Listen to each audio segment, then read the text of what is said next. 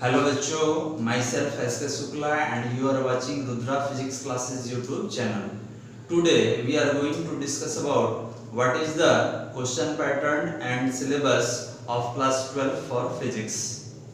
Okay, so first of all we will discuss about what is the question pattern. चलिए देखते हैं class 12 syllabus. And that syllabus is only for Bihar board. Okay, Bihar board English medium. We are talking about physics. It contain 100 marks. ये जो physics है ये हमारा 100 marks का होगा and it can be divided into two parts. First part is theory. It contains 70 marks and the second part is practical. It contains 30 marks. तो आप देख सकते हैं थ्योरी 70 मार्क्स और प्रैक्टिकल 30 70 30 100. ओके, चलिए आगे देखा जाए. अब इस थ्योरी में तीन पार्ट हम लोग करते हैं. फर्स्ट ए सेक्शन, ये जो होगा ये ऑब्जेक्टिव होता है, ऑब्जेक्टिव टाइप बोल सकते हैं. ये MCQ multiple choice question.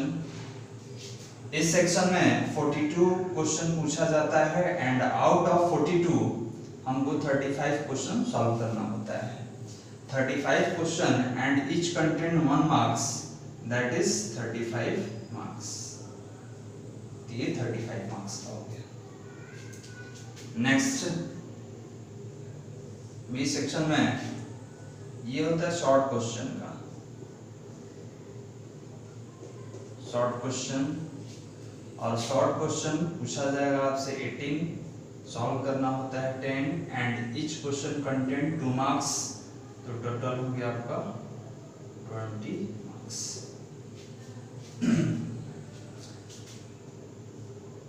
C section ये होता है लॉन्ग टाइप क्वेश्चन.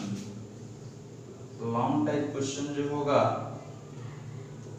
ये 6 क्वेश्चन पूछा जाता है एंड आउट ऑफ 6 हमको 3 बनाना होता है एंड इट कंटेन 5 मार्क्स. तो ये हो गया आपका 15 मार्क्स.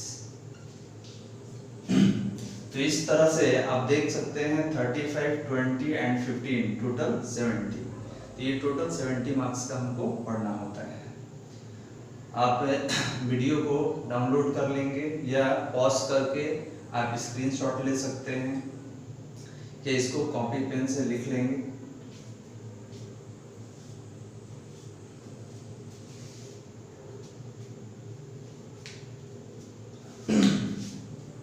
चलिए आगे बढ़ते हैं सिलेबस की ओर. कि सर क्लास 12 में कौन कौन सा चैप्टर है, कितना मार्क्स का होता है, इसके बारे में बात करेंगे. तो सबसे पहले बात कर लिया जाए कि सर कौन सा बुक हम लोग ले सकते हैं. तो जैसा कि आप जानते हैं सबसे पहले तो एनसीईआरटी प्रेफर किया जाता है और ये एनसीईआरटी 2 पार्ट में होता है. Part first and part second. Part 1 क्या है? तो एनसीईआरटी का 2 वॉल्यूम मिलेगा. एक पार्ट 1 मिलता है, पार्ट 2 मिलता है. पार्ट 1 में चैप्टर 1 से चैप्टर 8 तक रहता है और पार्ट 2 में चैप्टर 9 से चैप्टर 15 तक रहता है. तो आप देख सकते हैं कि सर ये चैप्टर 1 टू चैप्टर 8 ये एनसीईआरटी पार्ट 1 में रहेगा और चैप्टर 9 टू चैप्टर 15 ये एनसीईआरटी पार्ट 2 में रहेगा. 2 बुक होता है. अगर कोई यूनिट के टर्म में बात करें तो आप देख सकते हैं कि इसमें यूनिट 1 टू यूनिट 5 स्टडी करना होता है और पार्ट 2 में यूनिट 6 टू यूनिट 10 स्टडी करना होता है। तो सबसे बड़ी बात कि सर ये यूनिट क्या है, चैप्टर क्या है, इसके बारे में थोड़ा समझ लेंगे। तो ध्यान देंगे आपका जो सिलेबस है वो चैप्टर वाइज भी हो सकता है, यूनिट वाइज भी हो सकता है। तो यूनिट क्या है, तो यूनिट में 1 चैप्टर और मोर देन 1 चैप्टर्स होते हैं। एक चैप्टर या एक से ज्यादा चैप्टर को लेकर यूनिट बनाया जाता है। इसका रीजन क्या है, तो जब किसी चैप्टर से स्पेसिफिक नंबर का कोई क्वेश्चन पूछा जाता है, जैसे चैप्टर 1 चैप्टर 2 को मिलाकर 8 मार्क्स का पूछा जाता है, दोनों चैप्टर को कंबाइंड रूप से, तो उसको यूनिट 1 बना देते हैं। तो जब स्पेसिफिक नंबर का स्पेसिफिक चैप्टर से क्वेश्चन पूछा जाए कंबाइंड रूप से, तो उसको यूनिट में हम लोग रखते हैं। तो अगर यूनिट में बात करेंगे तो हमको टोटल 10 यूनिट पढ़ना है, और चैप्टर में बात करें तो टोटल हमको 15 चैप्टर पढ़ना है। तो आगे हम बात करेंगे कि कौन कौन सा यूनिट है और चैप्टर के टर्म में कौन सा है और कितना मार्क्स का है। लिख लीजिए इसको।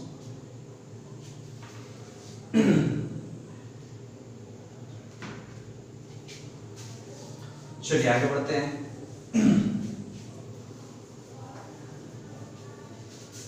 आगे बात करेंगे चैप्टर्स के बारे में। तो सबसे पहले यूनिट 1 जिसका नाम है electrostatics and it contained 8 marks. Electrostatics से 8 मार्क्स का क्वेश्चन पूछता है। अब ये इलेक्ट्रोस्टैटिक्स में 2 चैप्टर होते हैं, chapter 1 and chapter 2। Chapter 1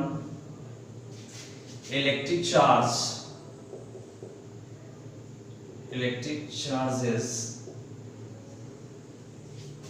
and field.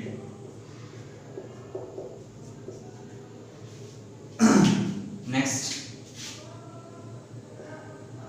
Chapter 2 electric potential and capacitance, electric potential and capacitance.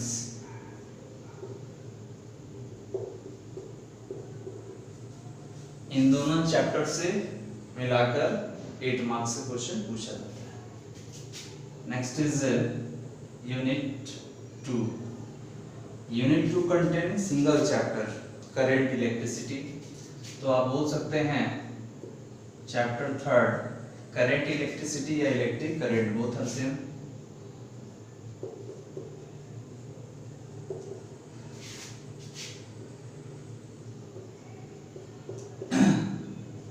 and it contained 7 marks। तो करंट इलेक्ट्रिसिटी से या इलेक्ट्रिक करंट से 7 मार्क्स का क्वेश्चन पूछा जाता है। Next unit 3। Unit 3 contain 2 chapters, chapter 4 and chapter 5। तो chapter 4 है आपका magnetic effect of electric current, magnetic effect of electric current, and chapter 5 is magnetism, and chapter 5 magnetism। ध्यान देंगे इन दोनों चैप्टर से कंबाइंड रूप से 8 मार्क्स का क्वेश्चन पूछा जाता है। Next unit 4 and chapter 6। Chapter 6 that is electromagnetic induction, electromagnetic induction, इसको शॉर्ट में हम लोग EMI भी बोलते हैं। And chapter 7 alternating current AC।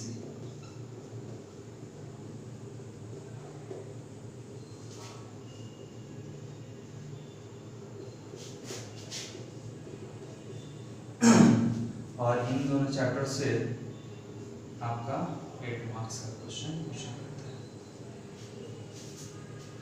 Okay, तो इतना ही स्पेस है, इसके बाद आगे इरेज करके हम लोग लिखेंगे। सबसे पहले आप यूनिट 1 टू यूनिट 4 तक लिख लेंगे विथ मार्क्स डिस्ट्रीब्यूशन लिख लिया जाए, उसके बाद आगे बात करेंगे।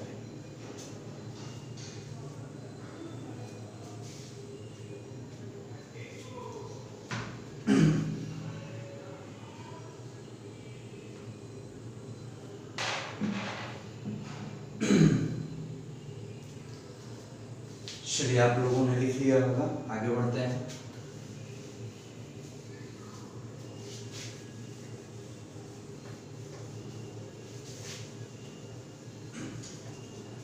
तो यहाँ पर ध्यान ये देना है कि हमारे एग्जाम के लिए कौन सा टॉपिक ज़्यादा इंपॉर्टेंट है, किस सेक्शन से ज़्यादा ऑब्जेक्टिव रहता है, किस सेक्शन से ज़्यादा सब्जेक्टिव रहता है, इस पर हम लोग आगे बात करेंगे।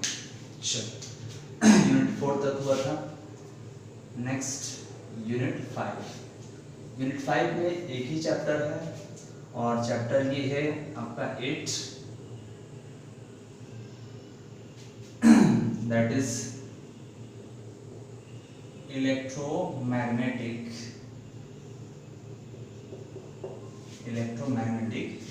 वेव, और इससे 3 मार्क्स का क्वेश्चन होता है। नेक्स्ट यूनिट 6, काफी पूरे 12 में सबसे ज्यादा मार्क्स का यूनिट 6 होता है, 14 marks, and it contain 2 chapters. Chapter 9 इसको बोला जाता है ray optics, and chapter 10 wave optics, and it will be 14 marks. ये 14 मार्क्स का होगा। ओके, नेक्स्ट है आपका यूनिट 7। तो ध्यान देंगे, सबसे पहले बात कर लेते हैं यूनिट 6 पर, काफी इंपॉर्टेंट है हमारे लिए। तो यहाँ पर 2 सेक्शन पढ़ना है, रे ऑप्टिक्स, वेव ऑप्टिक्स। इसको कंबाइंड रूप से हम लोग ऑप्टिक्स चैप्टर कहते हैं। इससे पहले जो आपने देखा यूनिट 1 टू यूनिट 5, इसको कंबाइंड रूप से इलेक्ट्रोमैग्नेटिज्म कहा जाता है, और ये यूनिट 6 को हम लोग ऑप्टिक्स बोलते हैं। और नेक्स्ट यूनिट 7 से यूनिट 10 तक जो भी हम लोग लिखेंगे आगे, सबको मॉडर्न फिजिक्स कहा जाता है। ओके, तो यहाँ से हम लोग बात करेंगे यूनिट 7 में चैप्टर 11, इसको बोला जाता है dual nature of matter and radiation, और इससे 4 मार्क्स का पूछा जाता है, 4 मार्क्स का पूछा जाता है। ओके, चलिए नेक्स्ट यूनिट 8। यूनिट 8 में 2 चैप्टर्स है, एटम है और न्यूक्लियाई।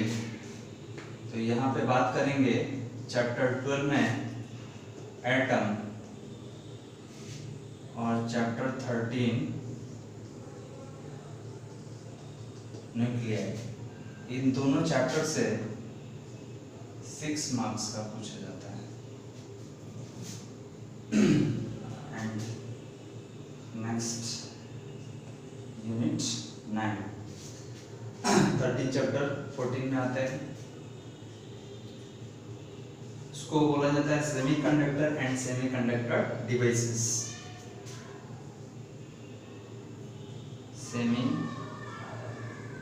conductor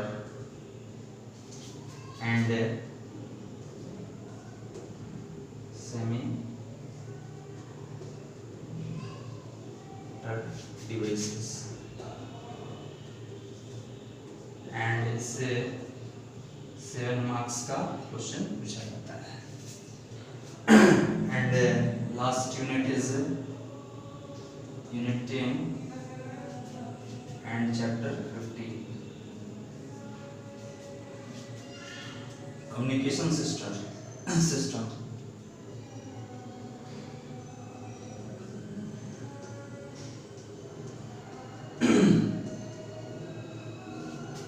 और इससे 5 मार्क्स का क्वेश्चन पूछा जाता है। तो आपने देखा कि यहाँ पर कौन कौन सा चैप्टर है जो हमको पढ़ना है और इन सब का मार्क्स का डिस्ट्रीब्यूशन क्या होगा। तो अभी हमने बताया कि यूनिट 1 से यूनिट 5 तक जो आपने देखा इसको इलेक्ट्रोमैग्नेटिज्म कहा जाता है, यूनिट 6 को ऑप्टिक्स बोलते हैं and unit 7 to unit 10 modern physics कहा जाता है। मार्क्स का डिस्ट्रीब्यूशन सामने दिया हुआ है, इसको लिख सकते हैं।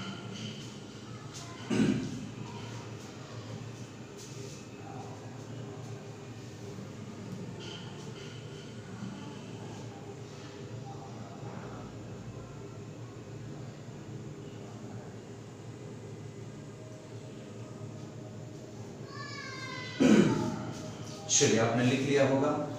अब यहाँ पर सबसे ज्यादा इंपॉर्टेंट ये समझना है कि सर ये जो मार्क्स का डिस्ट्रीब्यूशन है किस आधार पे किया गया है। तो ध्यान देंगे ये मार्क्स का डिस्ट्रीब्यूशन जो है आपका ऑब्जेक्टिव और सब्जेक्टिव दोनों के लिए किया गया है। मतलब अगर किसी टॉपिक से, अगर किसी चैप्टर से, जैसे यहाँ पर यूनिट 6 हमने 14 मार्क्स लिया है, तो ये 14 marks it may be objective और सब्जेक्टिव, ये ऑब्जेक्टिव और सब्जेक्टिव दोनों के लिए है। ऑब्जेक्टिव और सब्जेक्टिव दोनों से मिलाकर 14 मार्क्स का रहेगा।